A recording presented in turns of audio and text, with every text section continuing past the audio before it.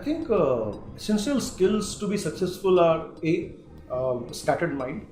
Okay, if you don't have a scattered mind, don't get into planning. If you have a very focused mind, if you are assembly line mind, A leads to B and B leads to C, that won't work. If you are fundamentally an inquisitive, curious kind of guy, I think more often than not you will do well in advertising. Almost something probably slightly unusual is to be nice.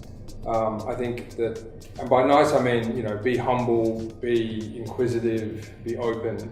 There's way too many assholes that work in our industry, and the moment you become one of those, then you no longer have empathy for the way the consumers think, and I think that's... Empathy is one of the strongest attitudes that you require. I think if you don't have empathy towards other human beings, towards life in general, then you will more likely than not suck as a planner. It doesn't matter you're from the IIM or you're from Narsi Monji. That's not what it's about. What it's about is about observation.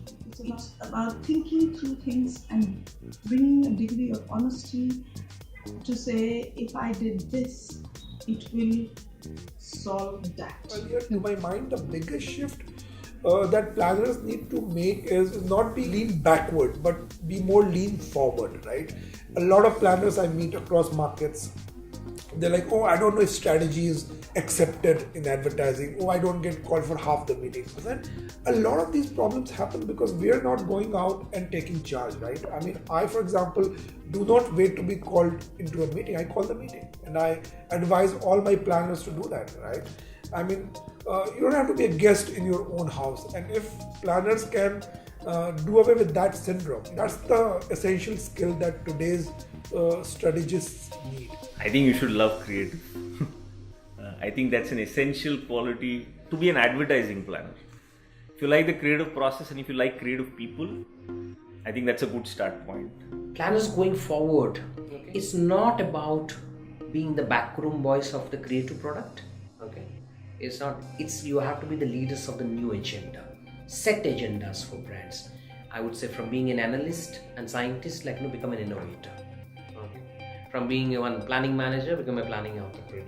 Okay. These are the things you have to from just one analysis start showing new fertile grounds for the brands to play in, for the business to play in. Kind of thing. It's a leadership role. That's what a planner is expected to do. Lead thinking, lead the brands, lead the businesses. Articulation is one of the most important part of a planner. They all mean the same thing, but when a planner says it and puts it in a manner that it becomes inspirational, it becomes breakthrough, it becomes something nobody's thought about. I think planners need to be very good at relationship skills. So it's like making a friend, whether it's the client or otherwise. And why do we believe somebody's going to just buy into your brilliance? I mean, of course, there are brilliant thoughts and there are brilliant people, but you can still be a great planner. And a lot depends on the chemistry, because this is not a linear process and there's lots of ambiguity and liking and all of that goes into what makes good advertising. One of the biggest skills that planners need to know is understanding, where data, science and magic all fit together. That's really important as well. It's literally the topic of conversation that most brands and most clients want to discuss with their agency, but very few people really understand it. So I think if you can make data your friend, then you will be in a good situation to actually accelerate your career.